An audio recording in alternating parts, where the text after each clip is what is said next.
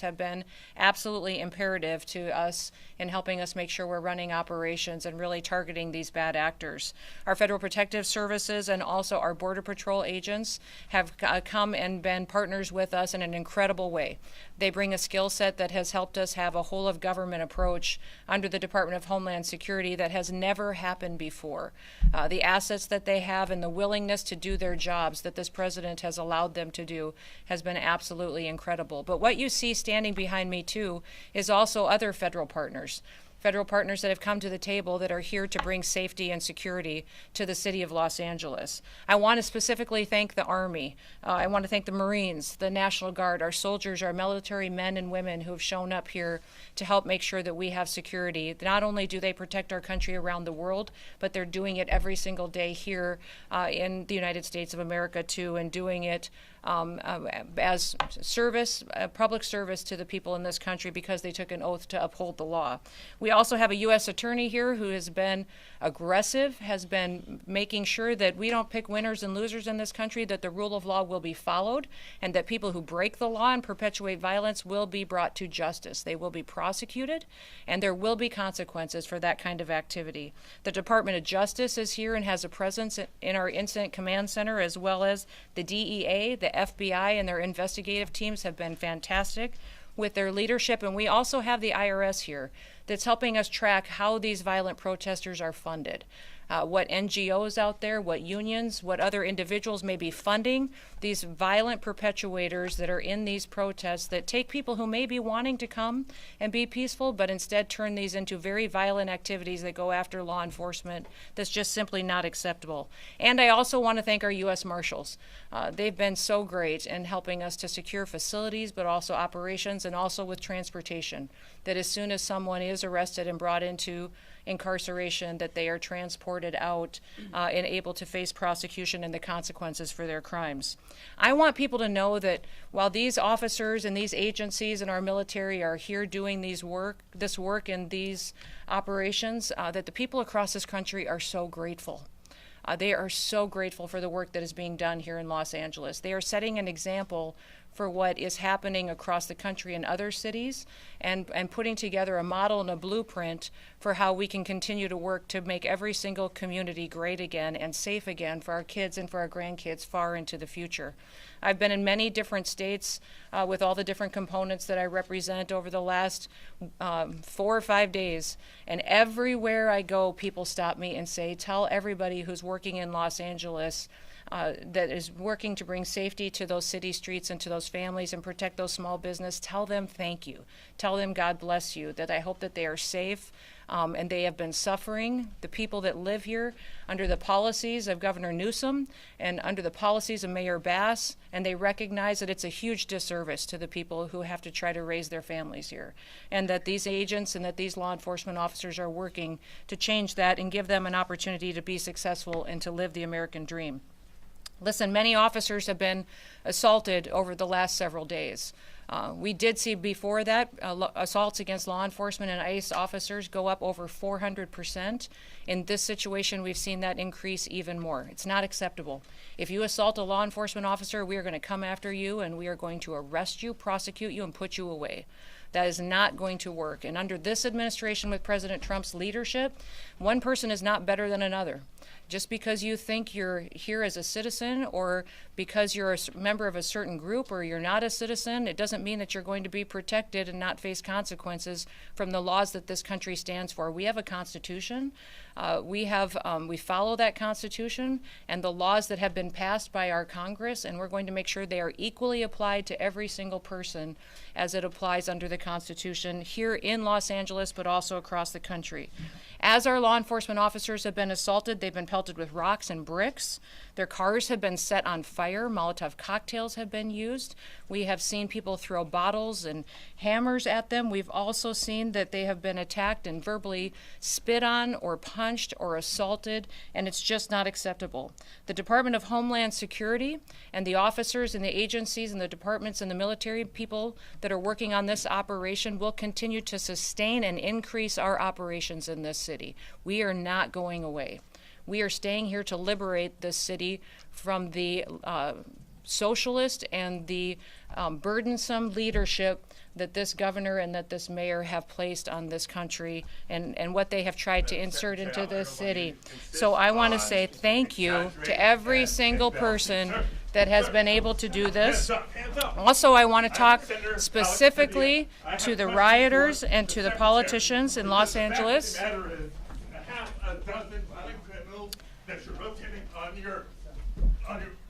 I also want to talk about specifically how many of our ICE agents have been doxxed for doing their duty, how they have been targeted, and how their families have been put in jeopardy, and that we're not going to allow that anymore as well. That those individuals who are purposely endangering our ICE agents and our law enforcement officers and their families will be prosecuted for what they are doing as far as perpetuating violence on them.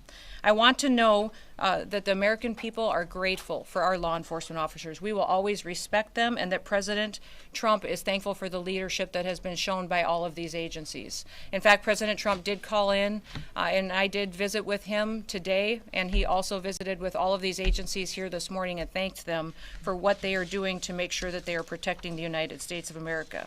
The images that we've seen out of Los Angeles the last several days has simply been un-American by the protesters and the violence that we've seen perpetuated.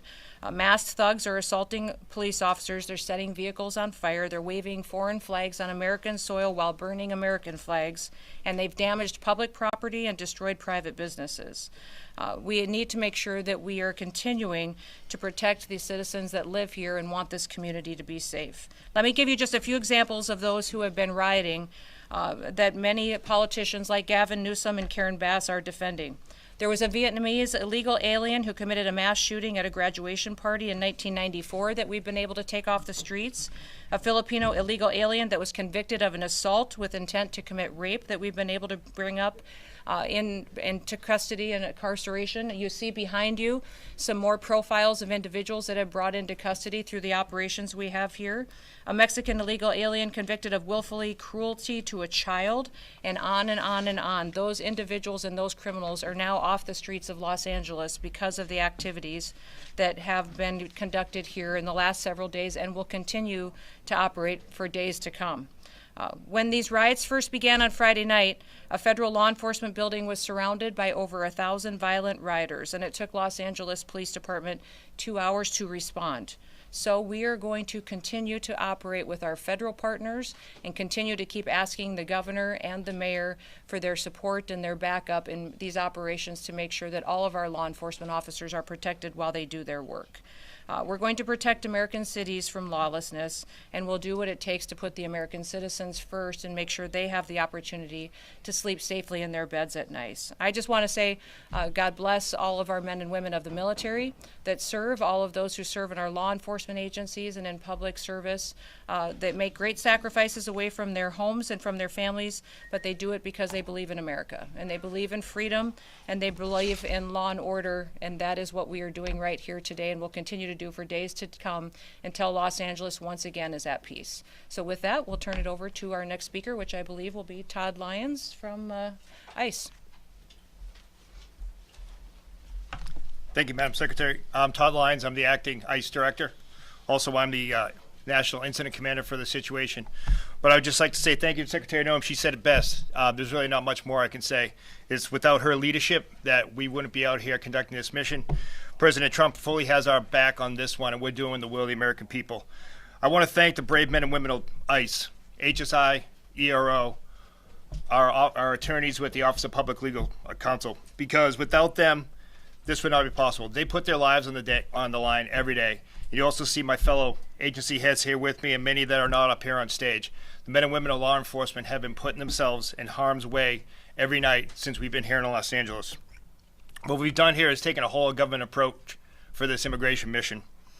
You know, under the last administration, there was millions upon millions of people that we don't know who came into this country. They were let in, that now have turned violent, criminals. Also, we have known suspected terrorists and gang members. Since January 20th, we've been making arrests in Los Angeles and all around the country. But specifically, we've focused on gang members, human traffickers, violent drug dealers, and rapists. You know, the Secretary brought it up. You know, the rhetoric of a lot of elected officials and people, what really caused this. We've heard so much.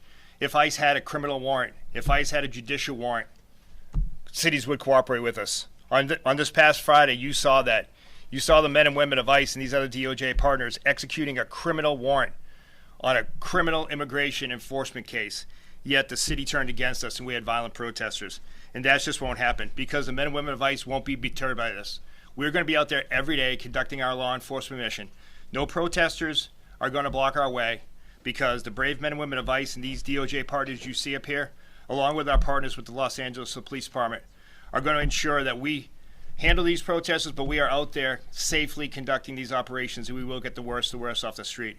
And I also like to thank the Department of Defense and National Guard who has come here to assist us on that.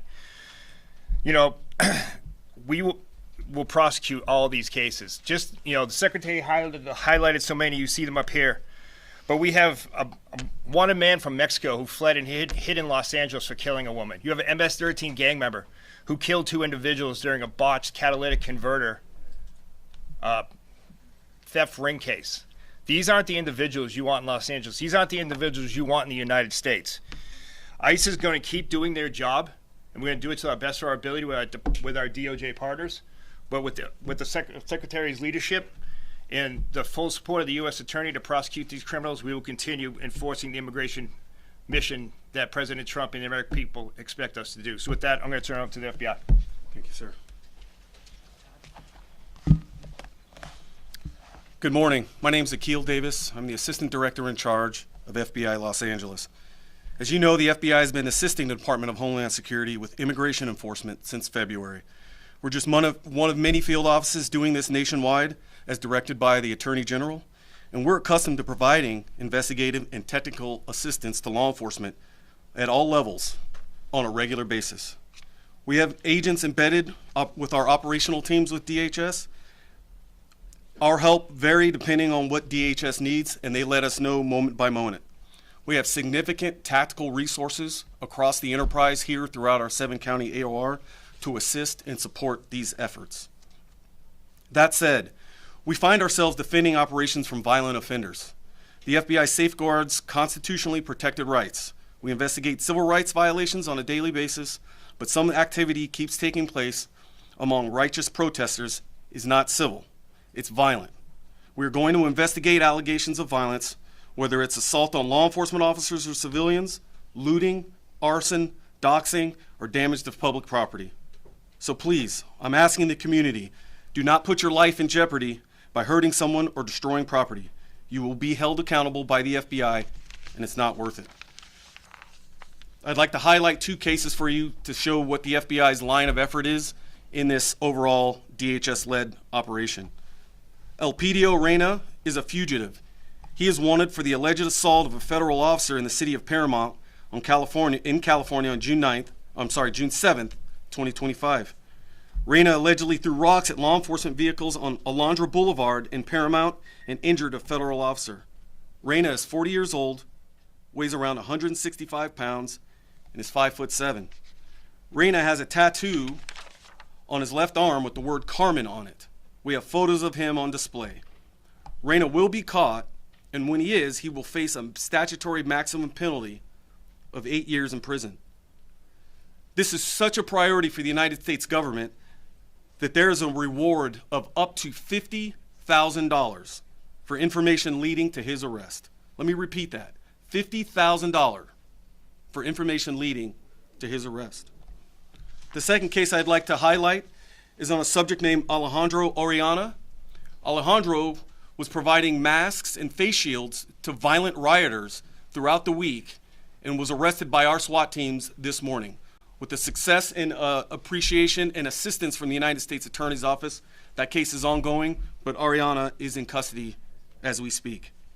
If you have information or evidence of violent acts, please either call 1-800-CALL-FBI, visit tips.fbi.gov, or send images or video to our digital tip line at fbi.gov/LA Office Assault. Thank you, and I will now turn it over to Chief Bovino, United States Border Patrol. Thank you, Chief. Thank you, sir. Good morning. I'm Greg Bovino, Chief Patrol Agent of the El Centro Border Patrol Sector and Lead Federal Coordinator for Customs and Border Protection entities here in Los Angeles. Entities include U.S. Border Patrol, Office of Field Operations, and CBP Air and Marine. We have several hundred agents and officers here in Los Angeles right now as we speak. Our primary mission here in Los Angeles revolves around Title 8 United States Code. Let me say that again. Title 8 United States Code. Those are our immigration statutes. If you look behind us at these pictures on the wall, immigration's not a victimless crime. A lot of bad people, a lot of bad things are in our country now, including Los Angeles. For Customs and Border Protection, that's why we're here right now, is to remove those bad people and bad things, whether illegal aliens, drugs, or otherwise. We're here and we're not going away. Border Patrol, Office of Field Operations, and Air and Marine, you'll see us in Los Angeles. You'll continue to see us in Los Angeles, not going anywhere soon. As for the violence and the demonstrators, violence will not deter us, the CBP mission here in Los Angeles. I believe we saw that last Sunday night out at Paramount. We continued to conduct our patrols as we saw necessary in the middle of that riot. And we'll continue to do that from here on out. Our allied law enforcement agencies, many of whom you've already heard from, whether it's HSI, ERO, FBI, ATF, and all others, join with us as we conduct that Title 8 mission. Very historic. First time I've ever seen it in my almost 30-year career. It's actually breathtaking. Many millions of illegal aliens have passed across that border over the past several years. It's our job to get them out. And that's what we are going to do, and that's what we're doing right now. Thank you.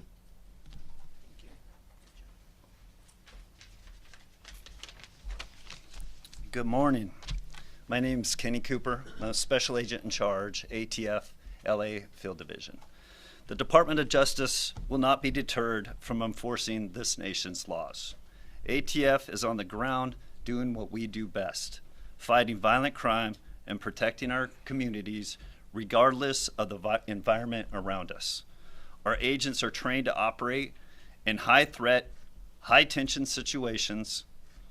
When federal authorities move to execute court-authorized warrants, we support that mission with professionalism, precision, and resolve. ATF stands shoulder to shoulder with our federal partners in this whole-of-government approach.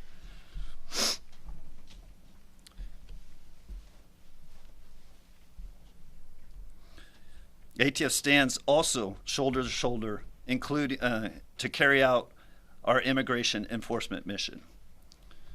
If a criminal threat intersects with that mission, we bring our full capacities to the table.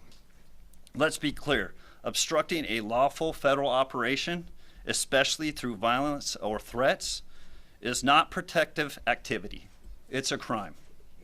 And those who cross that line will be held to account. We don't get to pick and choose when to enforce the law. Our job is to uphold it, always. ATF will continue to pursue violent offenders, support our partners, and keep doing the hard work this public demands. Thank you.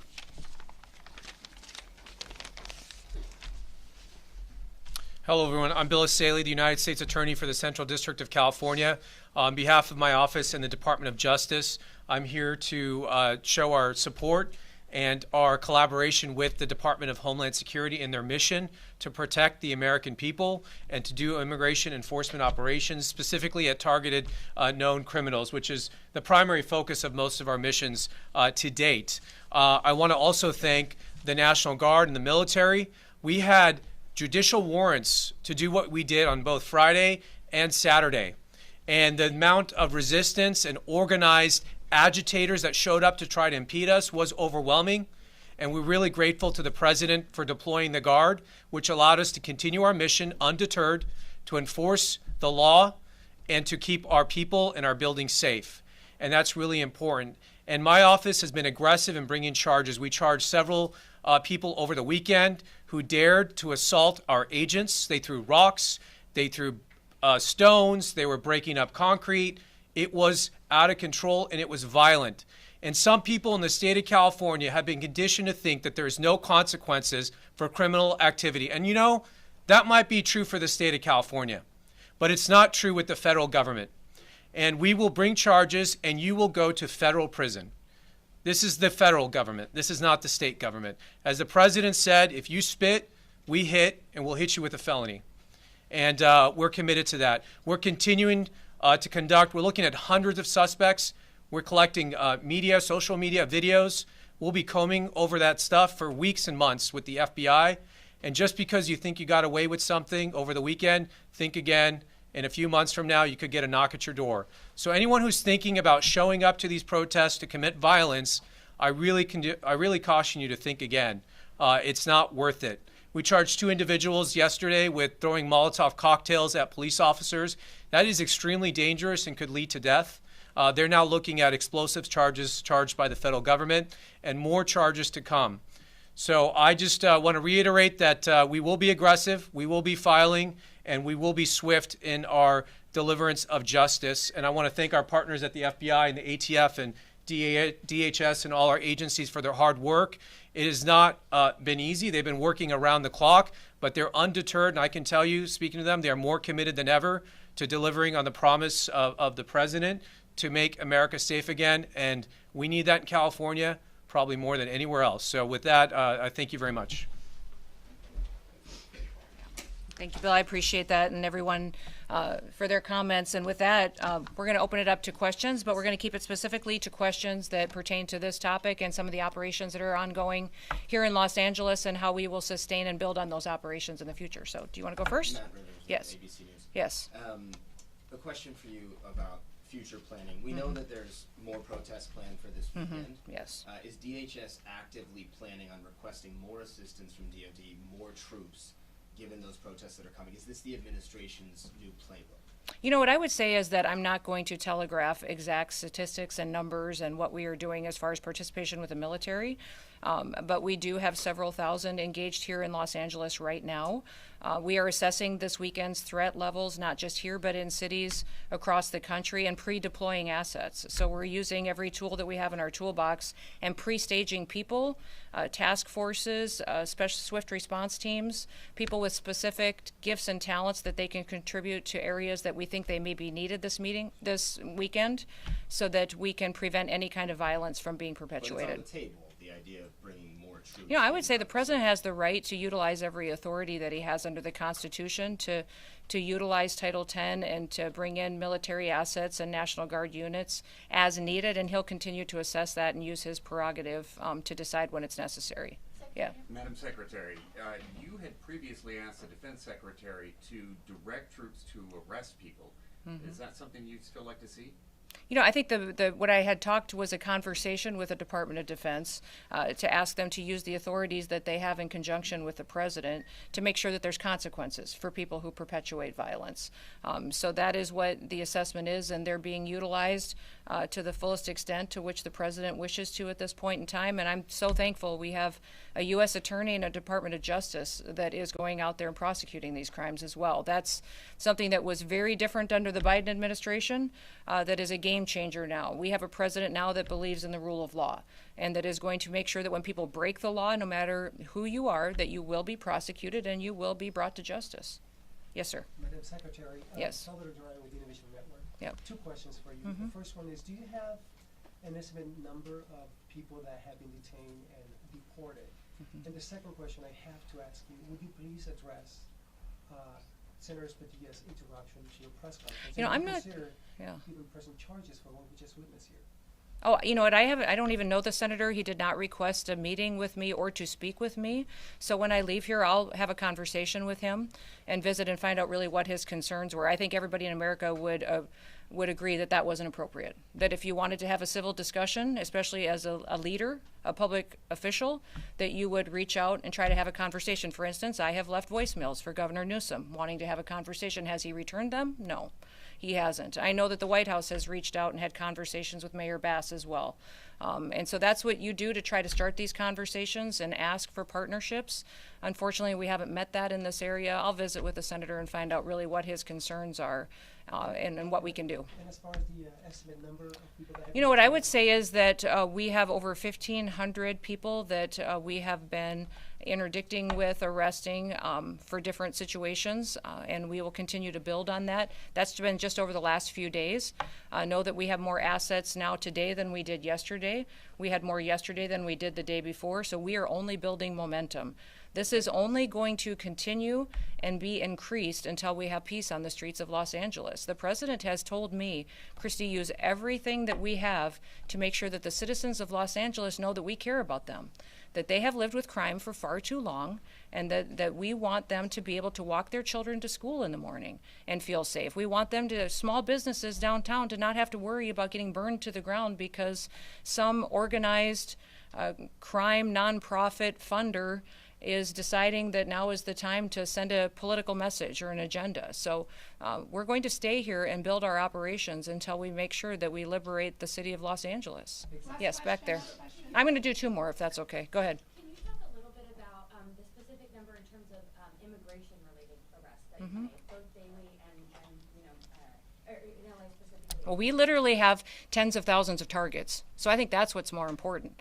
People should know that there are millions of people that are in this city illegally, and that we have, I would say, thousands and thousands, tens of thousands of targets that we will be going after. Remember, this president has repeatedly said that he's going after criminals and the worst of the worst. And we're going after people that are in work sites that are trafficking drugs, that are trafficking human beings. We're DNA testing children because many times when you see people claiming that their family members or the children they have with them that are theirs, many times when we DNA test them, they're not. They're really peddling our children, and they have human slavery going on, child trafficking, pedophilia. So we are going after those individuals that we have intelligence on, and we will continue to only build on that. And yes, I'm sorry to get to you right away. There is some rhetoric out there that some of the people who have been detained, arrested, in detention are not criminals or do not have a criminal history. Can you address that? There's a lot of rhetoric out there that claims. Well, there's a lot of rhetoric and there's a lot of false information and a lot of fake news. So I'd appreciate it if you guys would start covering the facts. And we'll get you all that information that we possibly can. Now, there may be people that because of the targets that we were out there arresting, that were with those individuals, they were collaterals that were spending time with them, and all those people will be vetted. And remembering, still in the United States, if you come into this country illegally, you have committed a crime. And so when you do that, we have to go through and follow the law and make sure that we're adjudicating that and dealing with that appropriately. So the president's targets and priorities are the criminals that have perpetuated violence. But also, once again, I'm going to remind everybody, you have the opportunity to self-deport. We will buy you a plane ticket. We will give you $1,000 when you land in your home country or if you go home to Mexico, and then we will get you scheduled so that you can come back to this country legally. You will have the opportunity to come back to the United States of America. If you don't do that and you wait until we come and arrest you and have to remove you, you will never get the chance to come and live in the United States of America again. The president has been clear on this. So I'd encourage you to get on the CBP Home app, and you can self-deport today. And we will facilitate that. You can take your entire family with you, people and your loved ones, and we will facilitate you coming to this country correctly. Everybody has the opportunity to do that. If you wait until we have to arrest you, you will never get to be an American, much less live here and work here and be able to pursue the American dream. Last question. Madam Secretary, Alejandro Ortiz with Telemundo 52. Yes. You just said that you go after the worst of the worst. But we've seen ICE arresting immigrants in front of their court hearings where they go to their annual immigration check-ins. Even if they're going And remember, through the these legal are people- process, are we sending a message as a country that people, even with no criminal record, and that they're taking the legal correct path, are not safe from If they took the detention? legal correct path, they would have come here legally. They wouldn't have come into our country illegally. Second But of all, some of them they are have not final criminals. They have removal come orders. here and They have maybe final overstayed their visa. they have final And that's removal criminal. orders, and we're That's following that's a civil offense, but not a criminal record. It is actually under the acts that the president has invoked it through his executive orders. It actually is a criminal offense. And so one of the things that we need to remember is that when you're going out there and talking about what is happening with individuals who are in this country illegally, is that they have the opportunity every single day to return back home. And we will work with them and facilitate that and work with their families. But if they choose to wait back and to not make that decision today, then they are subject to this type of operation that will target those that have criminal activity and backgrounds and perpetuators of violence first. Those are our targets. But we are going to make sure that we're bringing peace back to the city of Los Angeles. She told me she has hundreds of cases of people coming in asking for asylum. They go to their immigration check-in. So my only question to you, I'd say a question back to you is, which laws in the United States should be enforced and which ones shouldn't? I mean, my job, here's the deal, guys. My job is not to pick and choose which laws we enforce and which ones we don't. We have laws in this country, and they matter. If you want the law changed, go to Congress. When's the last time you went to Capitol Hill and told your senator or representative to change it? That's what they need to do. This is the perfect time for Congress to make a decision on how they want people in this country to be able to have an opportunity to come here legally and to fix this. We, as law enforcement officers and as a national security department and agency, my job is to uphold the law, and that's what I will continue to do. Yes, sir, I'm going to finish with you. And I kind of like the Bass Pro hat, too, so I'm going to go here, and then I'm going to go to you. So go ahead. Yes. Is this unique to Los Angeles? Nope, these operations... I will say these operations have been much more difficult because of Los Angeles and California's sanctuary policies. SB 54 has been difficult for us, and we don't have the backup of your local law enforcement. That's put our officers in danger. In fact, even this morning, we had Highway Patrol that we were working with. I was talking to officers. They were so happy that we were here, and they were grateful that we were here interdicting with these criminals. And then the governor found out that I was here, and he pulled them off of me and told him to go back home and to not cooperate with us anymore. So if you don't think your governor's being political, he gets up every single day and the first hat he puts on is the political one, and then he makes a decision that's best for him and his family, and then he makes a decision that's best for what his future is, and then maybe 10 or 15 steps down the line, he'll decide what's best for his people. That's what your governor does. Next, I'm going to come to you. Thank you, Ms. Secretary. Can you talk about the potential change in policy with President Trump talking about maybe suggesting exemption for longstanding farm workers and hotel workers? Yeah, I think the president recognizes that we have some Department of Labor regulations and laws that we can utilize in certain situations, and he and I have discussed this at length and with other cabinet officials, and it's the president and I will continue to look at that and evaluate what we can do as far as individuals and facilitating a workforce in this country that we know are people who want to be here legally, what the consequences are for them breaking the law, because everybody, when they break the law, there has to be consequences. But what we can do to facilitate making sure that those who really do love the United States of America have the opportunity at some point to live here and to be a part of our future and to be a part of this country and our economy and the dream of raising their children here. All right. Thank you, everybody. Appreciate it. I've been traveling around Los Angeles all morning. I saw a lot of graffiti, a lot of destruction. I saw quite a bit of, where we saw some of the activity. We were staying close to downtown where we were last night. It was very interesting to me. I would have preferred to have gotten into some areas that I know I was respecting the curfew because I landed after midnight and then we left the hotel this morning before 5 a.m., around 5 a.m. So, but some of those areas that we were able to see, it makes me sad. This is a phenomenal state, and this is such a beautiful city. So and people dream. But you only saw downtown since you've been. No, I've been driving. I mean, we've been in the car most of the morning doing different operations and out with our agents.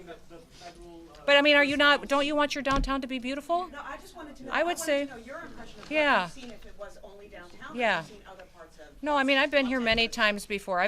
But as far as this trip, we've been out on operations with law enforcement officers, and so we've covered quite a bit of territory, and I'll still be here doing different things in different areas. But I would say that everybody should want their downtown. And if you're a business owner in a downtown, if you're a family that lives there, you want it to be safe, and you want it to be beautiful and somewhere people want to come. Thank you, everybody. Thank you, everybody. Appreciate it. Thank you. We will take any follow-ups later. Thank you. You bet.